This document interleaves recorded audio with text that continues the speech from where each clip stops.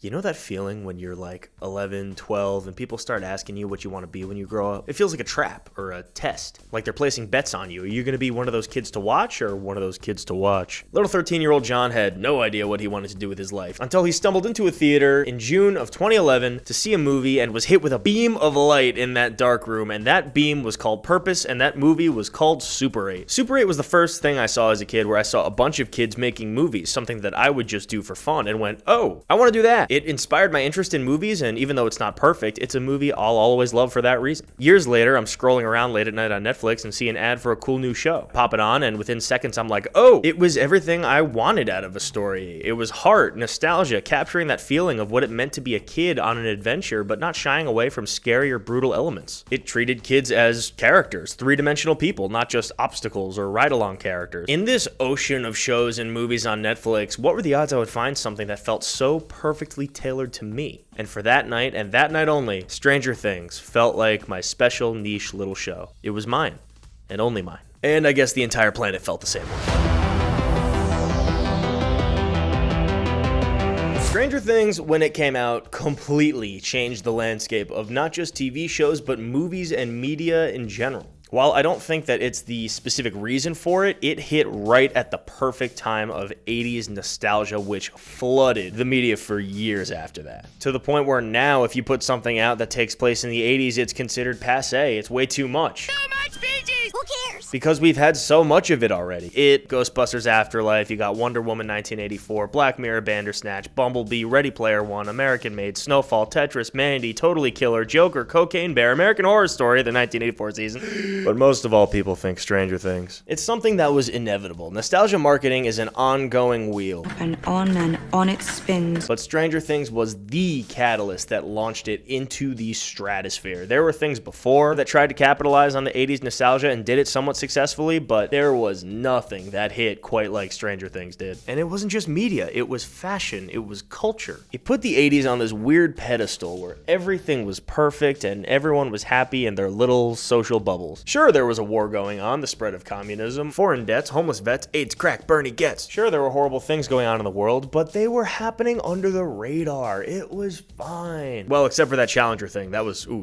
pretty public. For the most part, the American people just kind of lived in this constant state of paranoia, but it's okay. Look, they got ecto cooler. We're all good. You tell me you haven't gone back and watched Back to the Future and thought, damn, I want to live in that time. I want to be Marty McFly. I want to be friends with a cool scientist who wants me to meet up with him in a parking lot late at night. That sounds awesome. No, wait. It sounds bitchin'. I want to be the Karate Kid, Danny Russo kicking motherfuckers out here. Come on. So long story short, the 80s were completely idealized. It was this paradise that people could think back to with a few decades as a buffer, could shield us from all of the reality of what was actually going on. Now when people think the 80s, they don't think Cold War communism, scary shit happening, we could die at any moment, oh my god. They think of Super Nintendo. So while the rise of 90s nostalgia has kind of come and gone, right now I think we're in a prominent wave of like early 2000s nostalgia. I think all the digital cameras coming back, the frosted tips, these insane sunglasses. Look at all this. So while nostalgia is a giant crushing wheel that'll one day consume us all, today we're gonna go through each season of Stranger Things before it gets wrapped up in the final season and see what exactly about this show had the staying power to fucking conquer the planet. Far out, man. Is that 80s? I don't know. I wasn't alive. Ninja Turtles. Let's go. Are you alive?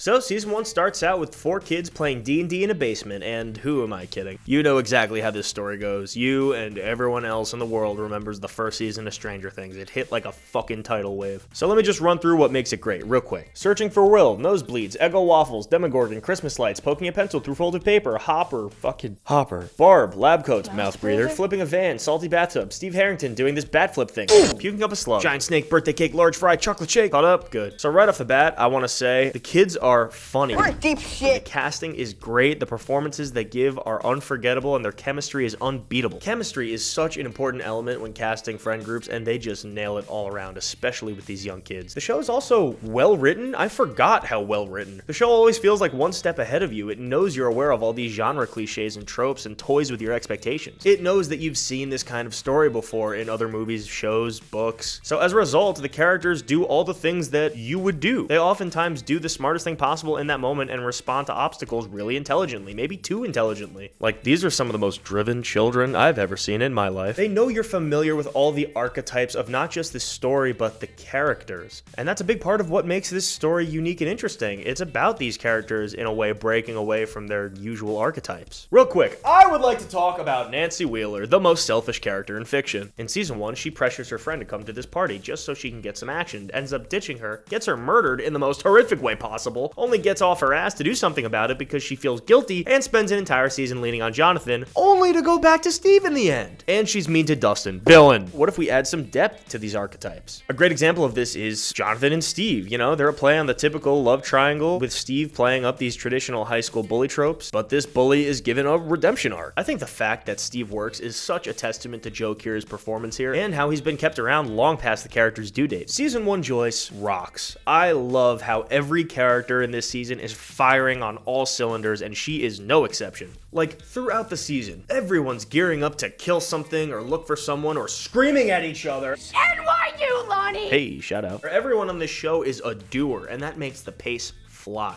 I think my kid might be in the walls. Let me grab my axe. Completely wedged it. We can't even get anything past the surface of this thing. I was envisioning this being a lot easier than it's turning out to be. Season 1, Looking for Will, is the driving force behind everything. It's the reason everything in this story kicks off, and it drives every character to do what they're doing. They don't have time to sit still and chill out. They got their fucking friend to find. The moment that told me this show was different was them pulling Will's body out of that gorge. My heart dropped when I first saw this. Also, episode 7 just rocks. Flip that band. Yeah! If the show does one thing right, it's that it knows how to make an iconic image. The Christmas lights with the alphabet on the wall, everybody's done it to death, and it's synonymous with the show at this point. A little girl with a shaved head and a nosebleed, these are all images that now are completely linked to this show. And the whole back half of the season is awesome. It's like the end of E.T., but instead of his glowing finger or whatever, E.T. was fucking Magneto. Cool. This whole season, up until the very end, you're like, okay, are they gonna kill this kid? Breathe, darn you!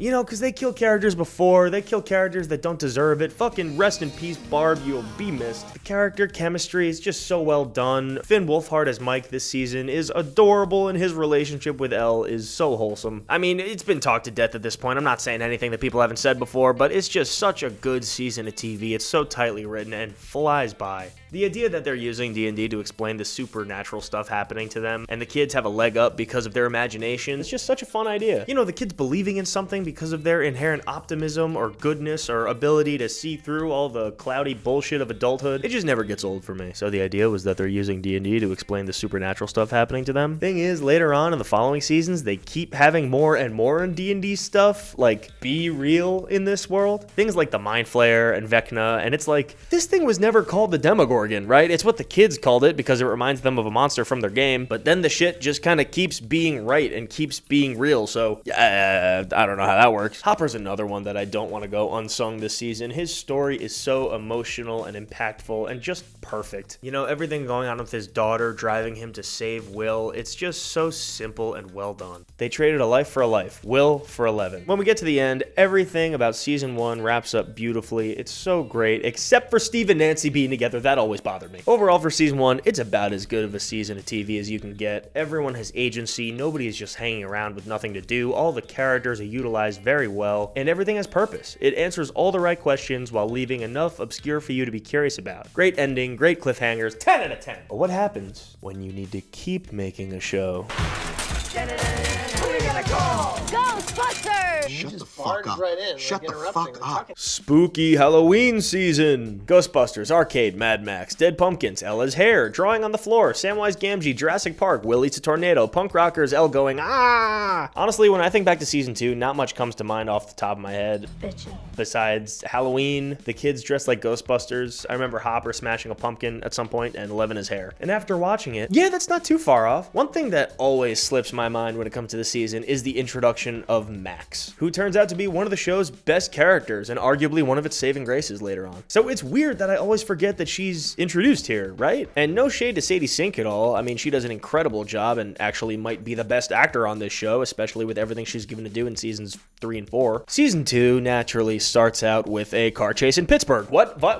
This teases a plot point that will go nowhere. But it's a good start to the season that leaves you going, what? Perfectly effective. Well done. And the first thing we see this season is Nancy being horrible. Just let your brother steal from you. God! This season is a lot less focused than the first, giving us the opportunity to hang out a lot more in Hawkins and see our characters' day-to-day lives. You know, more of the world. Which is nice, but also makes the season really lack a kind of main thrust like season 1 had. That being said, this season lays the groundwork for some of my favorite relationships and elements going forward. This starts up elements like Dustin and Steve's friendship, Max and Lucas's relationship, does a lot of work on Hopper and Joyce. It's where we first hear about the Mind Flayer, the villain of season 3. We're introduced to characters like Billy, Erica, and Murray, mainstays later on. And by far, far, far the best dynamic introduced in this season, and one of my favorite dynamics in the entire show, is the relationship between Hopper and Eleven. I seriously find every scene they share together to be so authentic, well performed, and written. I could really just watch this guy raise this child in a barn for the entire rest of the show. It gives Elle a start on that family that she's been longing for in the wake of her escape from her lab, and obviously gives Hopper a nice shiny new daughter to replace the other one that didn't do so well. Hopper and Eleven are one of my favorite dynamics in the entire series, but like, what is Hopper's plan exactly with Eleven, like long term?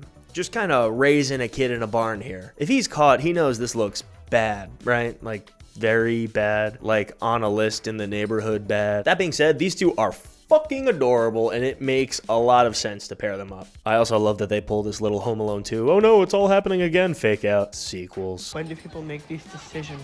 Fucking so real. Another thing is, wait, so the implication is that Eleven was hunting and cooking her own food for weeks? Months? With no shelter? I mean, at least as long as it takes to grow this hair back, right? That's insane. I mean, I get that she's a psychic badass and everything, but she's also like 10, 11. So some of the details are starting to slip here. I feel like in season 1, we would have been given a scene of a clever way that a psychic child can start a campfire. In season 2, it's all implied off screen. Yeah, she figured it out. Shut up. And it's precisely my love for this dynamic that leads to a lot of frustration for me this season. And that's that these characters that we love to see playing off each other and in a room together aren't in a room together. If the main thrust of season 1 was the search for Will Byers and peeling back the layers of the conspiracy that led to his abduction, there's really not a main thrust in season 2. If anything, the closest that we get is just wanting all of our main characters in the same room again. For example, Hopper starts getting clued into the fact that there's some more to this weird supernatural stuff happening in Hawkins again, and rather than, oh, I don't know, alerting the girl that saved them last time and is inexorably tied to all of this weirdness, he spends a whole season keeping her in the dark, which allows her to wander off and join a band or whatever. We'll get to that. Eleven spends pretty much the entire season in this cabin until she gets sick of that, goes to Mike's school just to mistakenly think he's dating another girl, and then goes right home without talking to anyone. That fucking is so frustrating. That kind of like misunderstanding or problems that the character could just solve if they spoke to each other type thing is so irritating to watch. It's like my least favorite type of TV show trope. Oh no, Eleven loves Mike and Mike loves Eleven, but Eleven misses Mike and it looks like he's talking to someone else.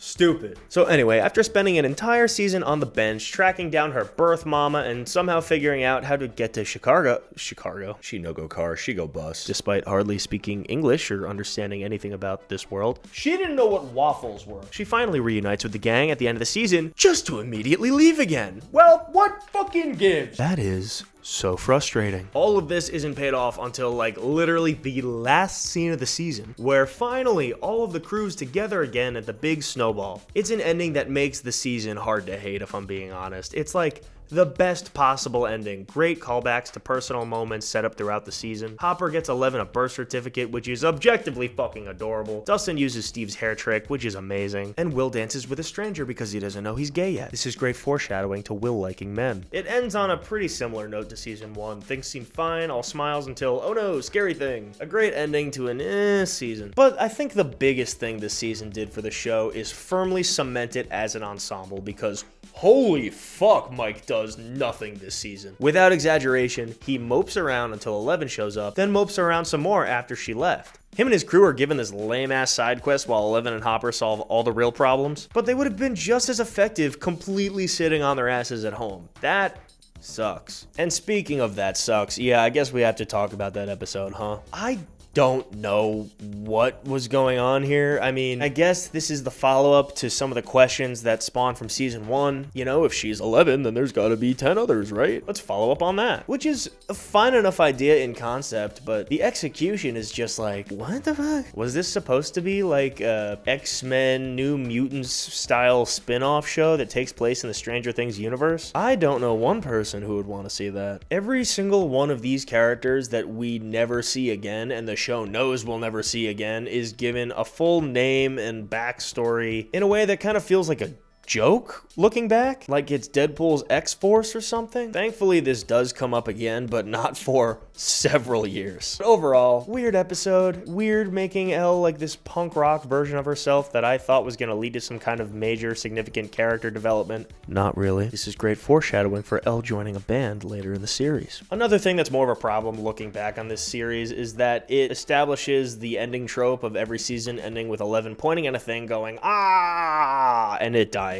The day saved. So yeah, this season is just kind of a lot of hanging around. Feels a lot less thought out and planned than season 1, which they probably wrote and rewrote over and over and over again until they got it perfect. Season 2 just kind of feels like an, oh shit, we've got to get this thing rocking before these kids get too old. I don't know if that's true. I don't know if that's the case, but that's what it feels like. This is great foreshadowing for the kids looking like they're 35 in the final season. Let's go to the mall. Maybe you just kill Mike. I'm the chief of police, I could cover it up. Mall season. It's summertime in Hawkins and everyone's trying to bang. Swimming pools, fruity shirts, abusive brothers, ice cream, body snatching, I dump your ass. Immediately, this season wants you to know that shit is getting serious. No more hanging out, stressing about the school dance and shit. We've got Russian Terminator people to contend with, baby. Thank you. The season starts out in Soviet Russia. What the fuck? And starting up season 3, a few things are instantly apparent. First thing, oh my god, these kids are not cute anymore.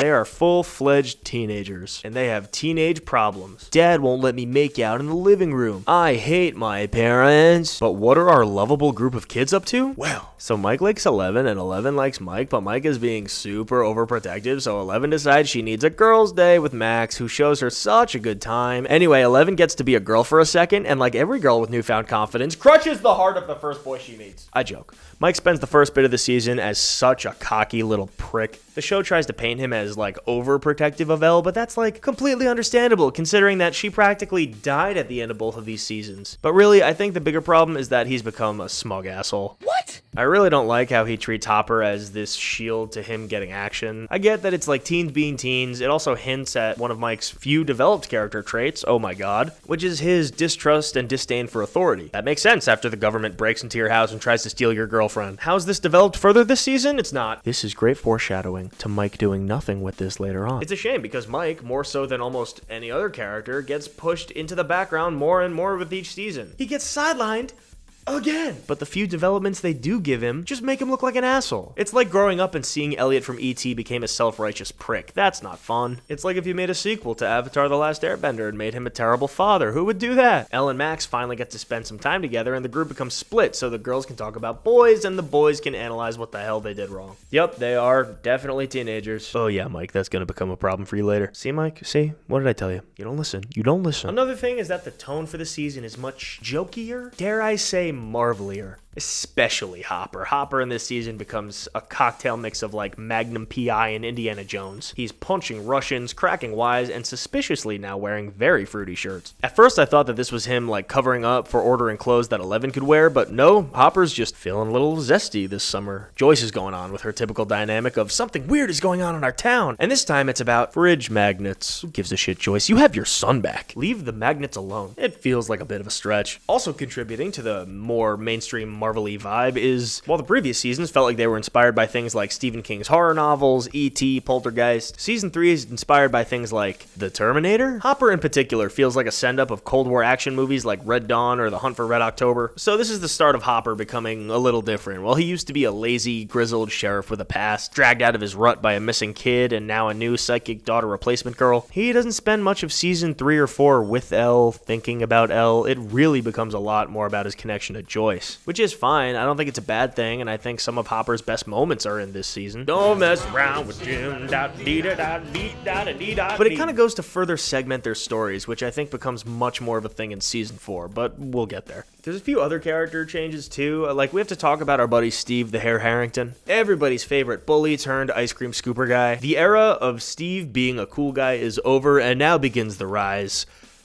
of Dork Steve. I support it. The show does a great job of getting us almost subliminally to love Steve over the course of these seasons, and now he's in a place where he's a little more vulnerable. He's past his prime, and he kind of goes around trying to relive his high school glory days, even though everyone around him has moved on. He's a rich kid working at an ice cream shop because he didn't get into college, and that bugs him. After getting figuratively and literally dunked on by Billy in season 2, and getting his heart filleted by Nancy, it seems like his only remaining friends are children. And he's generally at a low point, which humbles him. Yo, Day of the Dead, I can't wait for these kids to leave this movie feeling bleak and hollow and empty inside. Welcome to the real world, kiddos. One aspect that I find really memorable about this season is the atmosphere. It's summertime, it's bright and hot, and everyone is out and about or sitting at the pool. Everyone's out looking for action, baby, and none more so than our bad boy Billy. Butterfly, cockstroke, backstroke. Billy and Mrs. Wheeler have this hilarious dynamic that actually kind of runs parallel to the themes of the show overall. This idea of characters breaking out of their perceived 80s archetypes to become more well-rounded. Billy, in a way, acts as a self-actualization moment for Mrs. Wheeler, giving her a temptation to break away from the confines of her traditional, very culturally accepted, very archetypical nuclear family. In a way, it's fun because it reflects that rebellious attitude found in both Nancy and starting to now sprout up in Mike. It's strangely like a sobering moment when she looks at her dull husband and her baby and chooses to not go see Billy, doing what she knows is for the best, but also sacrificing a part of her that maybe was longing for a more interesting and meaningful life. And oh my god! Oh, lame. I think this show realizes the gold in Dustin as it goes on. While in season 1, he's like the funny, lovable one, while Lucas is like the group's co-captain, often challenging Mike on his decisions and leading to group conflict. But as time goes on, he kind of becomes the face of the show, up there with like 11. His dynamic with Steve this season and Eddie in season 4 act as the new heart of the story, where the heart of it was arguably Mike and Elle's dynamic early on. Man, it's kind of a bummer we don't get to see Elle and Mike happily together for too long, considering they spend all last season separated. But you know what? Now that I think about it, it's not that bad. Ew. So this season acts as a take on Invasion of the Body Snatchers, with our guy Billy at the forefront of the Mind Flayers scheme. I think this was a great choice. Billy was always a natural antagonist to this story, acting as a you but worse version of Steve, an obstacle/natural way to involve yourself in the story for Max, and completely nothing to 11.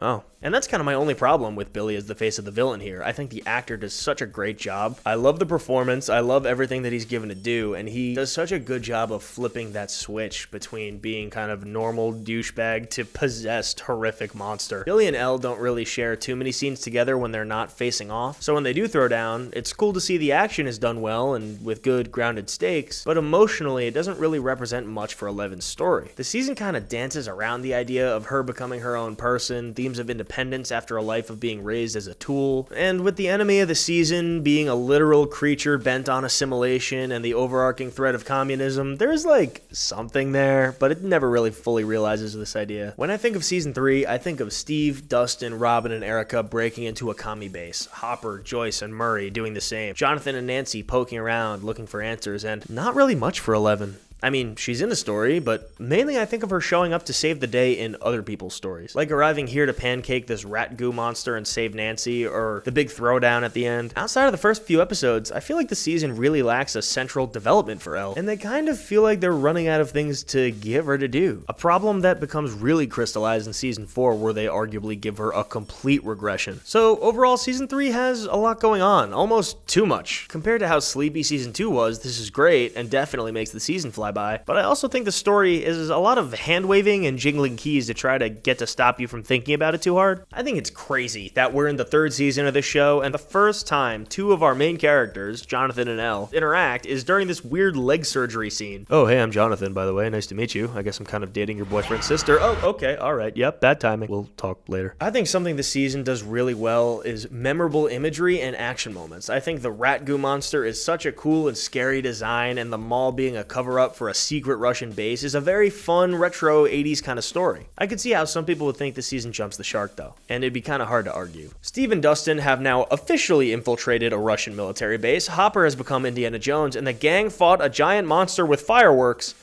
and 1. All that being said, I still think this season is super fun. It definitely leans more into an action-adventure tone than a Stephen King horror influence. It tells more jokes and feels more sentimental and is arguably the start of our main characters feeling invincible. It also has a great ending to Hopper's story, giving him a big heroic send-off after giving him a complete arc as Eleven's new father and Joyce's new love interest, which is great foreshadowing for every character becoming unkillable. So overall, this season has shifted the tone a bit. A bit. Dustin and his girlfriend have a musical number at the climax of the season and no one questions it. So some things may have changed at some point. While the tone is definitely shifted, the Russians aren't the most compelling enemies and the show may have gone a bit too far in some places. I still had a lot of fun with season 3. I like the Summer and Hawkins vibe. I think it's impressive how a whole season can revolve around a mall without it feeling repetitive or stale, and the pace just flies by. I think the Mind Flayer is at his most imposing, and I like the Nancy Jonathan side plot. And the Hopper, Joyce, Murray stuff is just fun enough without getting too ridiculous. This is foreshadowing for their plotline getting too ridiculous. So good job, Season 3. Your mother and I are very proud of you. Alright, motherfuckers, strap in, because I got a lot to say about Season 4.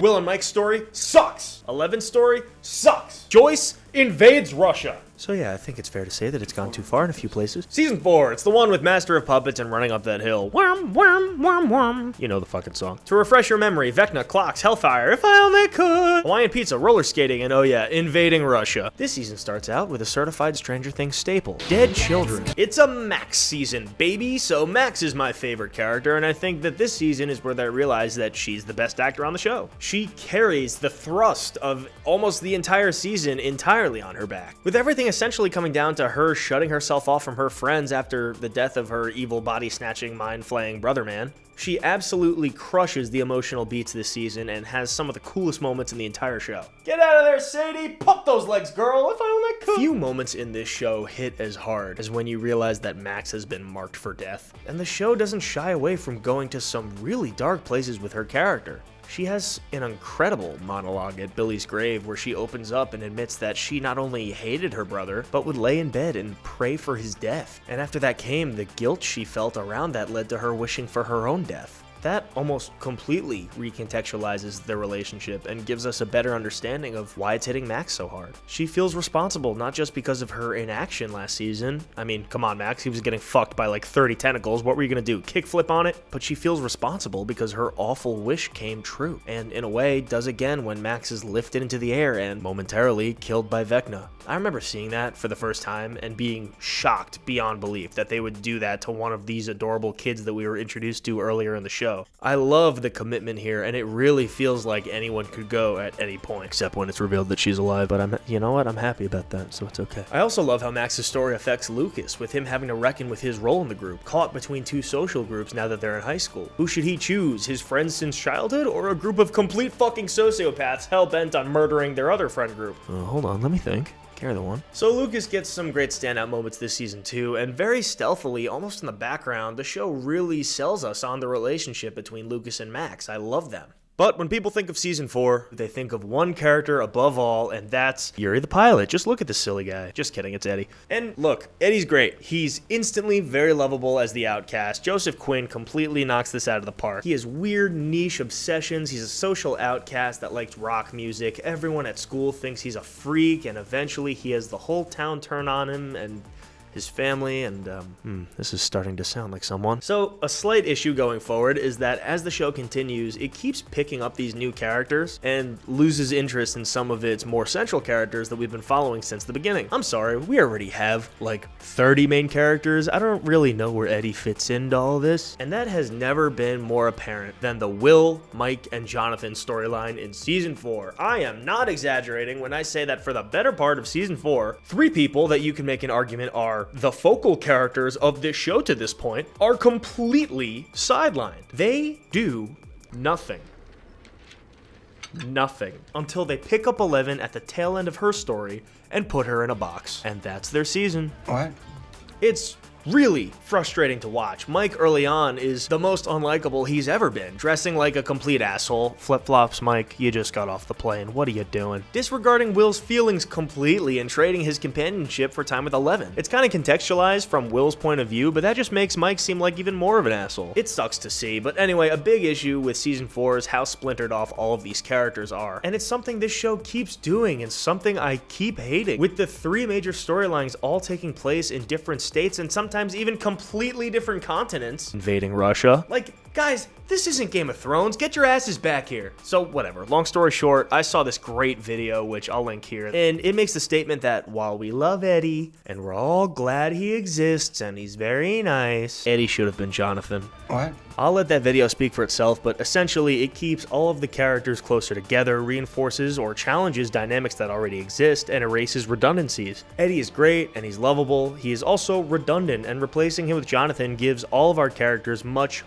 more to do immediately. Also, Eddie dies for no reason. Yes, the Master of Puppets scene is very cool, iconic. Eddie dies for no reason. No, really, go back and watch that scene again and try to get in his mindset. Look at this. He's about to leave with Dustin, all according to plan, until out of nowhere, he just kind of decides the team needs more time. Based on what? I don't fucking know. The power of rock? He just gets a feeling. So, like a jackass, he goes running off and gets fucked by 1,000 upside down bats. Then they have the nerve to give him one of those, did I do good death scenes? Like, no, man.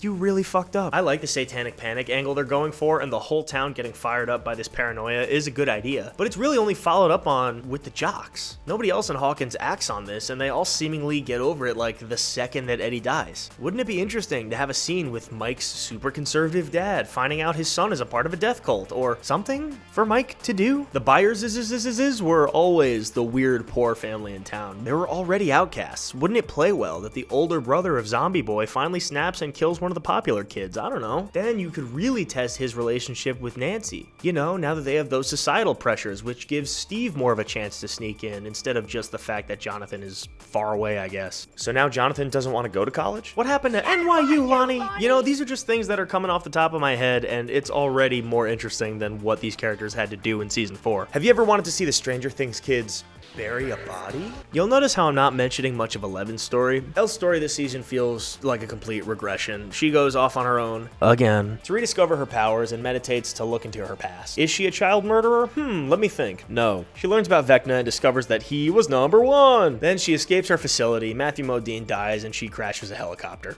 This is when we learn that a pizza van is faster than the military, and once they leave this set, Elle being hunted by the military beyond this point is no longer addressed. The best part of her story is at the very end, where she links up with Max and helps rescue her from Vecna. I don't know how else to say it. Joyce invades Russia is stupid. Hopper is still alive and breaks out of a Russian militarized prison, but I'm not really sure what this is supposed to do for his character, you know? It feels like a lot of things were really linked up to him sacrificing himself in that final moment of last season. So to bring him back, it's like, yeah, I'm happy the character's alive because I like the character, but I'm not really sure what more Hopper has to do here, other than, I guess, raise Elle. So, instead of being given a meaningful sacrifice, Hopper spends this season breaking out of prison. He finds a sword and cuts the head off a Demogorgon. I guess that's cool, but it all feels really dumb and weightless. I think the exact moment that it all falls apart for me is when Joyce and Murray survive this plane crash. But it just feels like the stakes are way too high for a character that was invented as a nervous every woman trying to find her kid. And don't even get me started on this moment where they decide they need to go back into the prison they just spent several episodes breaking out of, just so they can like lay support for whatever the kids are doing in the Upside Down. Just what, based off a hunch they feel like the kids might need them to kill this thing that they don't even know what it is, this like particle monster? Long story short, this whole storyline I could really do without. I think I like it even less than that one episode in season 2. At least that stayed true to Eleven's character and was kind of interesting in fleshing out the world a bit. It wasn't well done, but it gave us some answers to things we were curious about. This is just jumping the shark and makes the whole story feel a little too ridiculous. Am I happy that Joyce and Hopper finally get together? Yes, of course I am, but it feels like we spent way too much time on this insane plot just to get there. And if I have to hear about this fucking Enzo's place one more time, I'm gonna lose my goddamn mind. And it genuinely feels like the writers wrote themselves into a corner and we needed to give the adults something to do while the kids carry the show. Well, half the kids. I don't like it.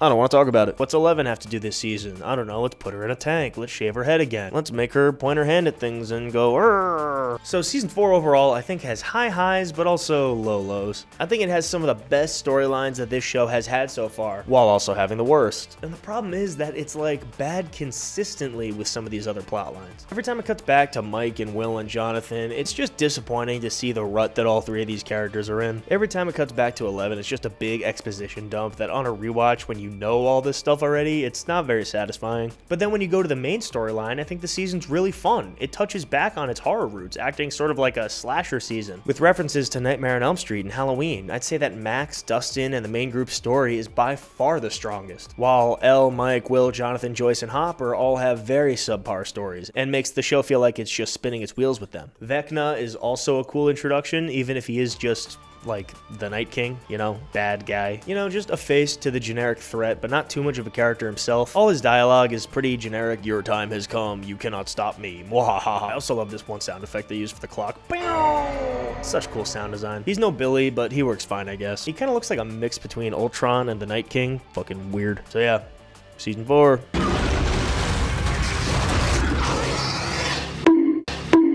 Alright, this video took too long to make, so now I need to talk about Season 5, Volume 1. Yeah, the shit's dropping like Attack on Titan. It's gonna have like 1,000 endings, just wait. So about a year or two has passed since last season, and Hawkins has become a militarized quarantine zone, with all our characters, more or less, becoming an underground strike force who launch these crawls or raids into the Upside Down without the military's knowledge. They're going in to look for Vecna and presumably kick his ass again. Let me just say, these folks are really comfortable breaking every law possible and do not blink twice at the possible consequences of their mass property damage, child abduction, home invasion, and or other countless crimes. Weren't you the chief of police? Look, they gave Elle red trunks like she's a little superhero.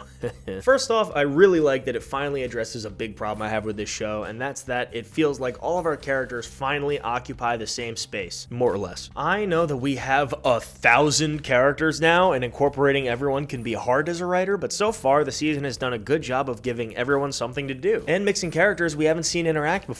I really like Will and Robin's new dynamic, for example. Two characters that can confide in each other, and specifically how Robin can help Will break away from his mom and become his own person. A big criticism for Will this entire show is that he kind of fades away into the background because, yeah, he was never really meant to be a character. He was season 1's MacGuffin and was replaced with Elle. I don't know, something has always bugged me about the Will and Elle both hanging out with the group thing. Season 1, even a bit of season 2, really sold me on the idea that the gang can only have one or the other. Will went missing, Elle shows up. When they find Will again, Elle leaves. It felt like a give and take, a price to be paid to find your friend, you know? So to have them both here and hanging out, and more strangely not really have a specific dynamic, I can't really think of a scene they share together, despite both being connected to the Upside Down, traumatized as children, and essential in uncovering all these spooky mysteries. Oh, also, they were siblings for like a year. The only thing that comes to mind when I think of them together is that Will is jealous of the attention that Mike gives to 11. That's not really anything. So I think the Will problem was something that needed to be addressed, and season 5 finally gives Will stuff to do. He's a much more active character this season, which I thought was them setting up for his death, if I'm being honest. Even though, yeah, season 5 so far has a lot of him doing the neck tingle thing and his usual, I saw something terrible, it's coming, they're coming for us, boo hoo hoo thing. Yeah, he does that a lot too. But he also does other stuff. Wait, so Will gets hurt when this thing gets flamethrowered, but not when this one gets Molotov'd? The hive mind works in mysterious ways. This beat gets repeated ad nauseum up until Will gets his big moment. Why does Vecna not kill him here? Why does Vecna not kill him here? Why does Vecna not kill him here? Why does Vecna... And yeah, Will's moment's pretty awesome. And it's something I buy, you know, I believe it. He's connected to the Upside Down. I always assumed he could do some weird stuff. He always had some kind of weird version of 11's powers. So to just throw it out the window, say fuck it, and give him some superpowers, I think is really fun. So let's talk about Dustin. Each of these kids gets one season where they get to be the problem of the group. You know, the one kind of causing some issues, kicking up little hissy fits. In season 2 it was Mike because Elle was gone. Season 3 it was Will because everybody's hanging out with girls. And season 4 it was Lucas because he's got his cool shiny new friend group. But now in season 5, Dustin gets his turn to be a prick. I like that Dustin has a chip on his shoulder about Eddie. I think that makes a lot of sense and feels like his character is developing in a way that isn't necessarily positive. That's interesting and, you know, is kind of realistic for for teenagers. Why wouldn't he? Season 4 ends with him helping out Hawkins at the community center, but like, didn't the entire town go on a manhunt for Dustin regarding his connection to Eddie? So it's nice to see this addressed. I like that Dustin's a little distant this time. He's got this kind of anger to him. He's always had a bit of an ego, so to see that turned a little bit negatively is interesting. He's not the lovable, adorable little kid anymore, you know? He's kind of pissed. He's a teenager. One thing is, I do think the Dustin and Steve dynamic has been hurt bad by season 4, though. While in season 4, Dustin was taking every opportunity to call Steve a moron and stuff, season 5's dynamic between them is just all out hostile. You know, with Dustin saying things like he doesn't want to deal with him anymore, stuff like that. I can't help but think that this is all leading up to Steve's death, with Dustin realizing how much of a shit that he's being. I kind of hope he has that realization moment, and I have to assume that that's what it's leading to. Meanwhile, Elle does her best to avoid your internet comments, as she does her best Rey Skywalker training montage. No Mary Sue's here. And there's not much to say here. It's pretty much what I expected. I'm glad Hopper and Elle are paired up. Hopper has a sweet moment with Joyce saying he loves her. He has a sweet moment with Elle saying he loves her. Calls her Jane. It's kind of weird. Yeah, that is her name, not her slave name. This is great foreshadowing for when Hopper gives his life to the cause, again. Hey, wait, never mind. I mean, how much mileage can they get out of a Hopper fake out death? They do this shit like every other season, to the point where now if they do kill him, it'll be like, all right, some serious Walking Dead level fake outs here. Something I'm not super into is Holly's little mindscape story. I don't know why we keep cutting back to Holly basically in a mind prison until the big reveal that Max is here.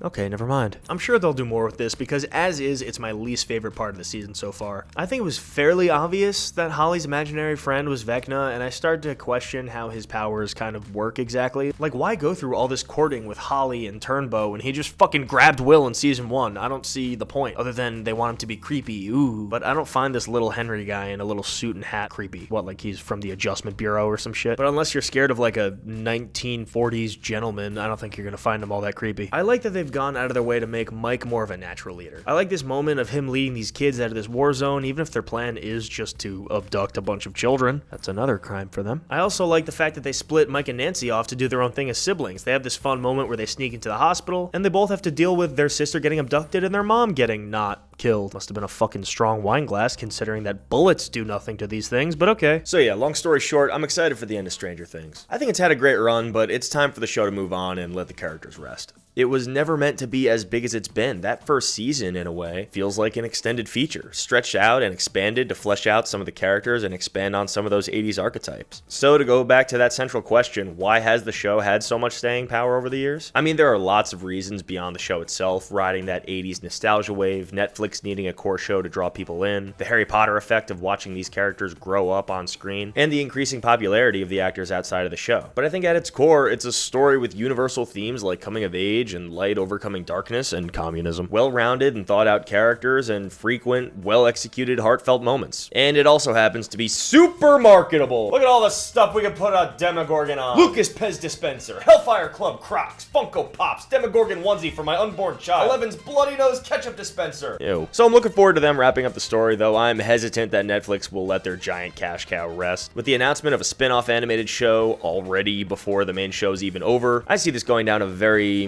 Marvel-y, Star Wars-y path. Congrats, Netflix, you found a way to make these kids young forever!